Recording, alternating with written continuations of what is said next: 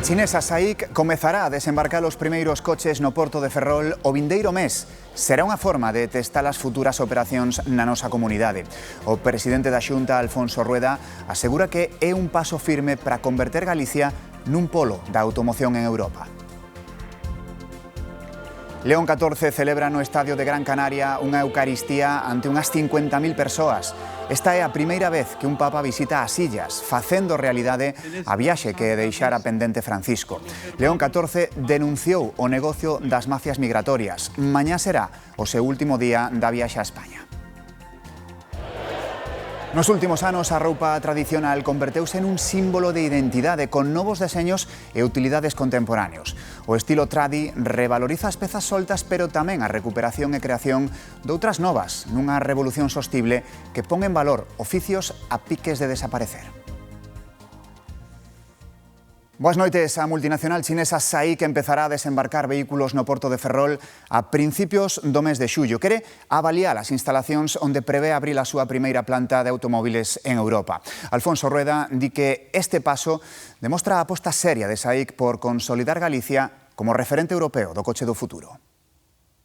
Un polo de automoción de referencia non solo en España, ya lo somos, sino en toda Europa, y todas estas perspectivas que con mucha prudencia estamos manejando de crecer y producir piezas en nuestra comunidad autónoma se van confirmando, y agradezco muchísimo la apuesta de SAIC por Galicia y la colaboración que estamos teniendo, tengo que decir una vez más, del Gobierno central en esta materia.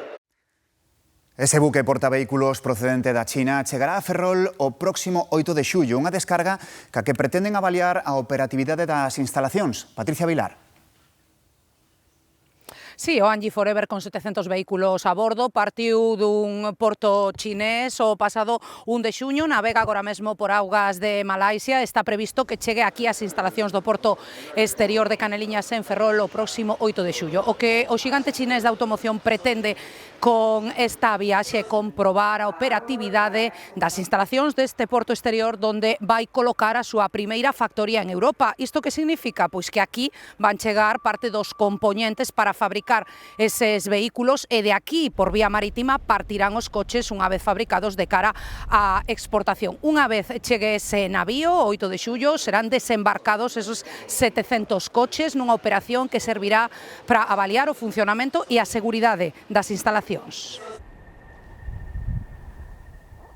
Grazas, Patricia. Outro asunto importante para a nosa economía. Galicia, Castela e León e Asturias levantan a voz para exixir o rescate da AP9 e porlle fin ao contrato da AP66, que é a vía que une León con Asturias.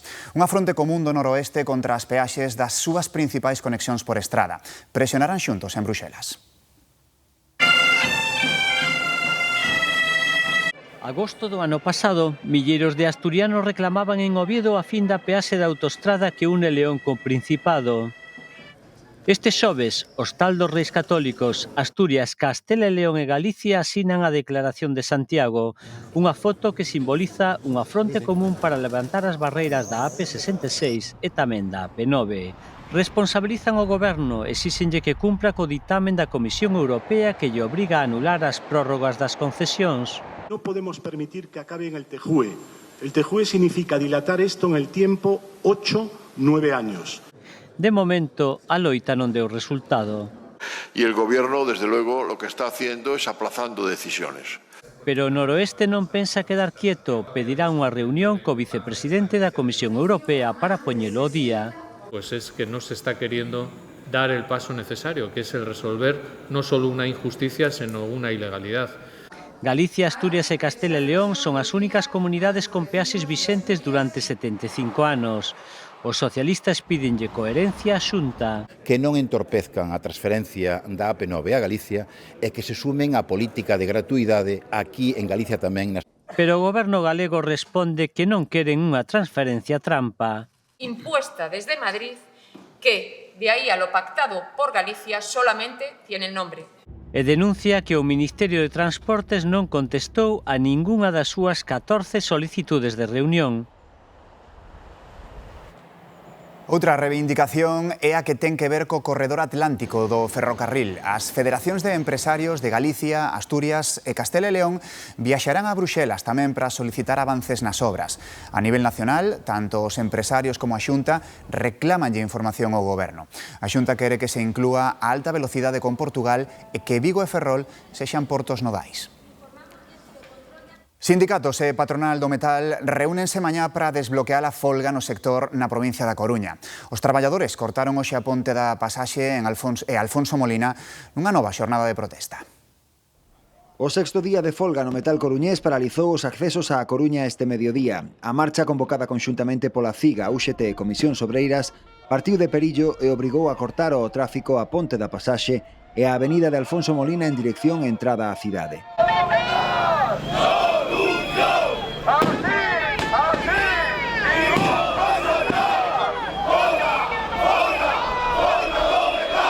Este venres, patronal e sindicatos volven sentar na mesa de negociacións. Os representantes dos traballadores demandan vontade real de chegar a acordos e advirten que non pensan afrouxar. Capacidade de altura de miras e que teña efectivamente actitude negociadora para intentar mañán ver un futuro. Que o convenio do metal hai que sacalo a base de loita. E levamos 6 días de folga, a xente está moi motivada. Se non hai avances nesa xuntanza, o sector ten previstas novas xornadas de folga os días 16, 17 e 30 de xuño e tamén o 2 de xullo. Precisamente durante esta folga, unha xornalista quedou ferida polo impacto dun petardo. O Colexio de Xornalistas condena os feitos que deixaron a muller lesionada nun xeonllo e que lle provocaron un ataque de ansiedade. Tamén denuncian que recibiu insultos machistas nun ataque que cualifican de intolerable contra a liberdade de prensa. O Goberno lánzase contra os xuíces despois de que a Fiscalía recoñecera 2 reunións con Leire Díez, imputada como presunta líder da rede, que buscaba datos para atacar maxistrados e policías que investigan o PSOE e o Goberno. Moncloa admite que a anotación manuscrita de Díez, P.S. pode ser Pedro Sánchez. O Goberno eleva a presión sobre os xuíces. Hay jueces que prevarican, y si no son ellos, es alguien de su entorno, para que me entiendan. La justicia no gobierna. Gobierna el Gobierno. Horas despois, López matiza e defende a súa liberdade para criticar sentenzas xudiciais. Dende o Partido Popular... Una inmoralidad, ¿no? En un Estado de Derecho que un ministro cuestione a la separación de poderes y que insulte y acuse de cometer delitos a jueces es propio de una república bananera, no de un país democrático y moderno como es España, ¿no? Unha presión que aumenta segundo se van coñecendo detalles da axenda de Leire Díaz. Primeiro, a anotación reunión con P.S. Agora, tras admitir a Fiscalía 2 reunións de Diego Villafañe, man dereita de García Ortiz, con Leire Díez e o abogado Jacobo Teijelo. Me llama la atención es que una persona tan relevante en la Fiscalía General del Estado se tome la molestia de recibir a un abogado que no es nadie. O sea, eso realmente es totalmente inusual, ¿no?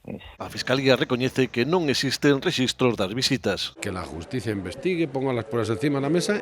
Leire Díaz no actuaba sola. Esto forma parte de una cloaca que se ha gestado desde Ferraz y que se ha financiado desde Ferraz.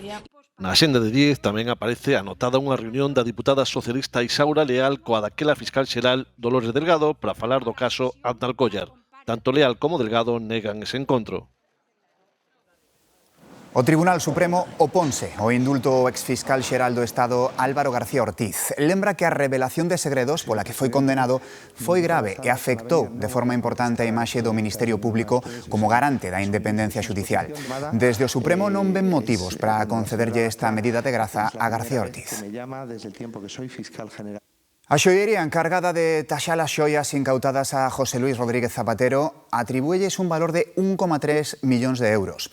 O xuiz Calama, que investiga o caso Plus Ultra, solicitou unha taxación para determinar o seu valor e autenticidade. Trátase de reloxos, colares, pulseiras e outros efectos intervidos no despacho do expresidente. O Congreso aprobou unha moción do PP que insta o Goberno a revisar o rescate de Plus Ultra. Pídese investigar o acordo do Consello de Ministros que destinou 53 millóns de euros á aeroliña a través da SEPI. Tamén se revisará o aprazamento do pago de débedas á Seguridade Social do que se beneficiou a compañía aérea despois dunha reunión entre o expresidente Zapatero e o exministro do ramo José Luis Escrivá. Hoxe coñecemos unha nova enquisa de intención de voto do CIS feita tras a imputación de Zapatero e a entrada da UCO en Ferraz. O PSOE perde case 5 puntos con respecto á última enquisa do mes pasado. Malia esa caída, o CIS mantén os socialistas como os máis votados, a menos distancia, iso sí, do Partido Popular, que sobe 2 puntos. Baixa Vox e repuntan Sumar, Podemos e BNG. A exvicepresidenta do Goberno, María Jesús Montero, volve á política nacional como senadora. Vai ser designada polo Parlamento andaluz, onde manterá tamén o seu escano como líder da oposición contra o goberno de Juanma Moreno. Con este nomeamento, Montero recupera o aforamento ante o Tribunal Supremo, que perdera o deixar a súa acta no Congreso. Un xuíz de Madrid autoriza a UCO a investigar as contas de Alberto González Amador, a parella de Isabel Díaz Ayuso, polos seus negocios co Grupo Quirón. Permite investigar as contas en 16 bancos para comprobar se cos seus negocios puido aumentar o patrimonio de González Amador de forma desmedida. ¿Qué ha convencido a la juez? O Banco Central Europeo sobe os tipos de xuro. O incremento é de 25 puntos básicos ata o 2,25%. É unha suba moderada, pero supón un punto de inflexión porque levaban case 3 anos sen subir o prezo dos cartos. Fano agora para tentar frear unha inflación que está á alza desde a guerra de Irán.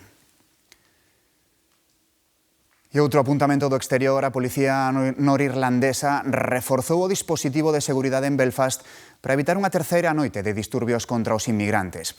A madrugada pasada repetíronse os incendios de casas e vehículos por parte de encapuchados en vinganza polo intento de acoitelamento perpetrado o luns por un cidadán sudanés. Os enfrontamentos con antidisturbios deixan 12 policías feridos e 16 persoas arrestadas. Estamos de novo en Galicia, condenado a 3 anos e medio de prisión o loteiro da Primitiva Millonaria da Coruña. A sentenza da Audiencia Provincial considera probado que se apropiou con enganos do boleto dun cliente que foi premiado con 4,7 millóns de euros. Demetrio Morenza.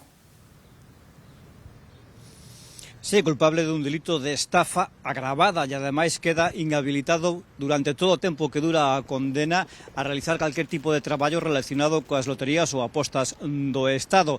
E tamén terá que facer efectivo xunto con loterías e apostas do Estado desa cantidade de 4.700.000 euros que se entregarán aos herdeiros do propietario dese boleto que faleceu en 2014 sin chegar a saber nunca que ele era o propietario dun boleto premiado con esa cantidade. Nesta sentenza a Audiencia Provincial tamén absolve a seu irmán, que naquela época, no 2012, era o delegado de apostas do Estado aquí na provincia de Ourense, dos delitos de encubrimento e de branqueo de capitais. A sentenza considera probado que o loteiro da coruñesa Rúa de San Agustín quedou con todos os boletos que lle entregou o cliente para mirar, incluído da Primitiva, agraciado con máis de 4,7 millóns de euros. El sempre alegou que o boleto quedou abandonado na oficina e que ninguén o reclamou, pero a sentenza ve unha proba determinante en que se fixera minutos despois unhas apostas cos mesmos números, os que sempre xogaba ese cliente. Condena a Manuel Reija 3 anos e medio de prisión por fraude agravada e queda inhabilitado no tempo da condena a calquera actividade relacionada coas loterías e xogos de azar públicos. Ademais, terá que aboar conxunta e solidariamente con loterías e apostas do Estado, tamén condenada, a suma do premio aos herdeiros da vítima. A sentenza non ve probas da participación na fraude do seu irmán, daquela delegado de loterías na Coruña. Queda absolto dos delitos de encubrimento e branqueo de capitais. Os feitos ocorreron en 2012 e o propietario do boleto agraciado morreu 2 anos despois, ignorando a súa sorte. Pero esta sentenza pode non ser o último capítulo do misterio da Primitiva premiada da Coruña. Contra a sentenza cabe recurso ante o Tribunal Supremo. Seguimos na Coruña, onde hoxe se celebrou unha sesión clave do xuízo pola morte de Joel Quispe. O autor confeso do crime di que lle pediu a navalla a un amigo ca intención de asustar a Joel, pero que tras recibir unha puñada súa, acoitelouno. O autor confeso manifestou que cando ían camiño á casa aquela madrugada da Noiteboa de 2023 viron unha pelexa. El, segundo explicou, meteuse a defender a Joel, este deulle unha puñada e foi, dixo, cando se arrebatou. Ya areciaron lo billo que hacían en ese momento. Nada, estaban mirando. Mire, usted dice que se fue inmediatamente. ¿Joel usted lo vio caer desplomado? No. Es decir, usted le clava directamente en el corazón y se va. Sí. Es así. Y yo me acuerdo que seguía de pie pegándose con la gente. O mozo, o que investigan como cooperador necesario, asegurou que nin el nin o outro procesado levaban navalla. Dixo que a arma branca era do autor confeso e que ya arrebatara. Es decir... Cuando Joel le da el puñetazo, viene hacia mí a dejarme la chaqueta José Luis, en la cual llevaba la navaja y el móvil, las cosas que yo cogí para mis bolsillos. En el momento que yo me estaba poniendo la navaja en la cintura, él se acercó a mí con ya la cara desconfigurada, bastante, yo qué sé, agresivo, y non supe reaccionar. O investigado por encubridor negou que acordasen que facer tralo crime. ¿Usted vio en algún momento la navaja o el apuñalamiento? No. Nesta novena sesión, a Fiscalía elevou a cualificación de homicidio a asasinato o autor confeso da morte de Joel Quispe e engadiu a un segundo como cooperador necesario. Pide para eles 20 anos de cadea. A Policía Nacional investiga a morte violenta dun home nun parque de Pamplona. O corpo topou nunha muller que paseaba pola zona. Estaba tirado entre uns arbustos e tiña unha ferida de arma branca no peito. De momento non lograron identificalo, pero xa se abriu unha investigación para aclarar as circunstancias do crime. O profesor de música acusado de abusos sexuais a unha alumna foi condenado a 5 anos de prisión. A Audiencia Provincial de Lugo considera probado que o mestre lle fixo tocamentos a esta alumna. A sentenza inhabilitao, ademais, durante 10 anos para calquera traballo ou actividade que implique contacto con menores. Queda absolto de abusar de outras 4 alumnas que o denunciaran. 2 persoas morreron e 24 quedaron feridas no incendio dun edificio de apartamentos na localidade mallorquina de Magaluf. As primeiras investigacións apuntan a un curtocircuito como orixe do lume. O comezou pouco despois das 5 da mañá no terceiro piso deste bloque de apartamentos turísticos de 9 plantas en primeira liña de praia en Magaluf. O propietario do piso tentou sen éxito apagar as lapas que pronto se propagaron polo oco da escaleira e pola propia fachada do edificio. Me ha despertado, un olor a humo muy fuerte, ya me he salido fuera, he visto más humo y después he salido al patio y ya he visto el apartamento de arder. El moment que han arribat era molt violent, havia molta càrrega de foc, i clar, el fum el que ha fet és, per hueco de l'escala, ha fet tipus chimenea. Varios dos veciños que tentaban fuxir víronse atrapados na densa fumareda, entre eles os 2 falecidos. Pensamos que estas personas han intentado salir y bueno, pues desgraciadamente no lo han conseguido porque la escalera estaba llena de humo. Uno es un argentino, inquilino, y la otra persona es una propietaria inglesa. Hai 24 feridos entre veciños e bombeiros. 4 persoas foron hospitalizadas por inhalación de fume e unha está grave con queimaduras de primeiro grao. O Concello de Calviá, ao que pertence Magaluf, decretou 2 días de loito e abriu unha investigación sobre o acontecido. As primeiras hipóteses apuntan a un curtocircuito nunha neveira. Novo episodio na escalada de violencia das mafias da droga. A Garda Civil viuse envolta nun tiroteo con armas de guerra contra varios axentes. Os narcos foron sorprendidos nesta contorna de Punta Umbría, en Huelva, cando cargaban un alixo de máis de 1000 kilos de haxís. Abriron fogo contra os axentes que responderon á agresión, pero os delincuentes lograron fuxir a pé, todos menos ese que foi detido. A pau máis polémica dos últimos anos foi tamén a de máis aprobados da década. Segundo os datos provisionais, superaron a proba en Galicia máis do 96% dos alumnos. Os aspirantes poden consultar as súas cualificacións a través da aplicación Nerta e o prazo para revisar as probas será desde este venres 12 de xuño ata o 16 de xuño. As cualificacións oficiais e finais publicaránse o 18 de xuño. E ollo con isto, xa non vai ser posible xestionar as viaxes do Imserso nos concellos rurais. É unha medida que acaba de aprobar o Goberno e contra a que vai protestar o PP no Congreso e tamén no Senado. Consideran unha discriminación dos municipios pequenos fronte ás vilas e ás cidades. Alzo la mirada, alzo la mirada. Sexto día da visita do Papa e León XIV puido cumprir a promesa que fixera Francisco de visitar as Canarias. Imos a Atalí, enviado especial, Marco Sueiro. Que tal, Pablo? Boa noite. O Papa León XIV volveu hoxe a provocar a movilización das conciencias. Cada intervención alimentase de tres ideas claves: a caridade, a humildade e a construción da paz. Na Eucaristía desta tarde, aquí no estadio de Gran Canaria onde estamos, deixou frases como devolver amor por amor, ou onde está a humildade está a paz, que entroncan coa acollida e o acompañamento que reclamou para os migrantes que chegan a diario a estas illas. Pero foi pola mañá en Arguiñeguín cando cumpriu a promesa da que falabas, a promesa do Papa Francisco, e no Porto da Vergoña dixo de xeito determinado que había que deter as mafias, traballar cos países de orixe e asegurou inclinarse ante a dignidade dos inmigrantes. O Papa, como vedes, segue provocando entusiasmo e tamén facendo chamadas constantes aos responsables públicos. Desde esta isla quisiera que la voz de quienes han hablado hoy alcanzara a quienes tienen en sus manos responsabilidades decisivas, autoridades civiles, parlamentos, gobiernos y organizaciones internacionales.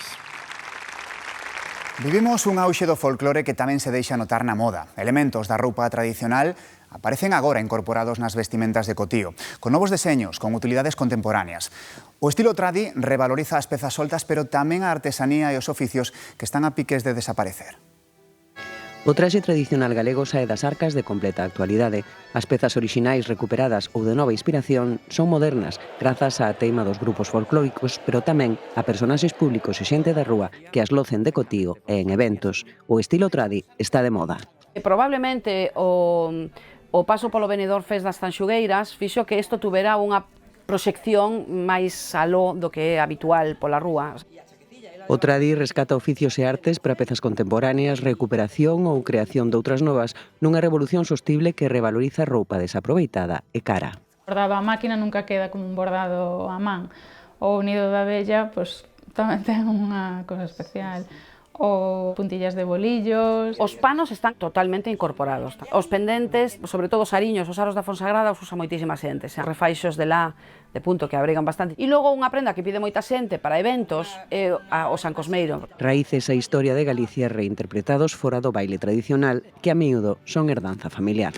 É unha sábana de liño e vai ser unha camisa para baile ou para poñer con vaqueros. No século XX o traxe tradicional galego quedou caduco, a mocidade actual lóceo con fachenda. No momento actual, pois posiblemente haxa menos pudor en poñerse unha destas prendas sin sentirse disfrazado. Pezas que son símbolo de autenticidade, exclusividade e identidade.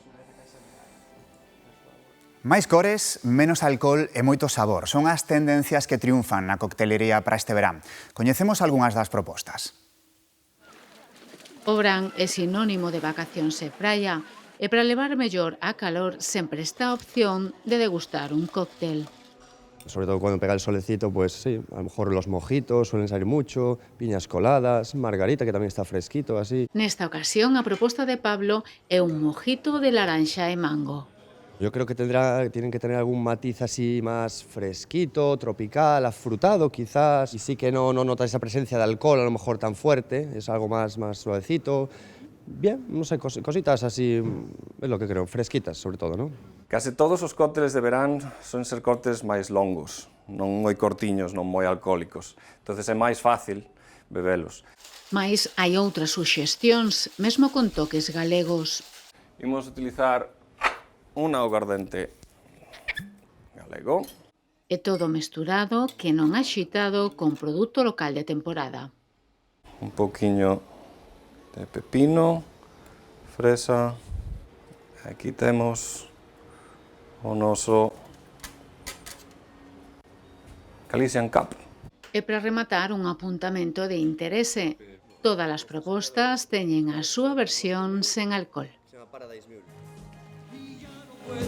Alcoi inaugurou hoxe o museo dedicado ao seu veciño máis universal, Camilo VI. Cunha voz única e cunha enorme capacidade para emocionar, converteuse nun referente da música romántica e nun fenómeno de masas. Vendeu máis de 100 millóns de discos e foi 52 veces número 1 nas listas de vendas. Por suposto, pasou pola galega. Quedamos con esta actuación de 1995 no Luar. Ata mañá, que teñan unha feliz noite.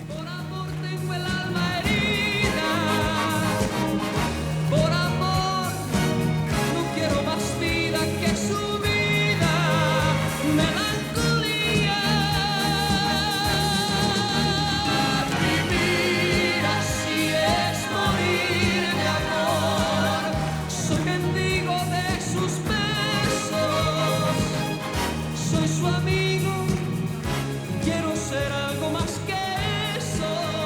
Me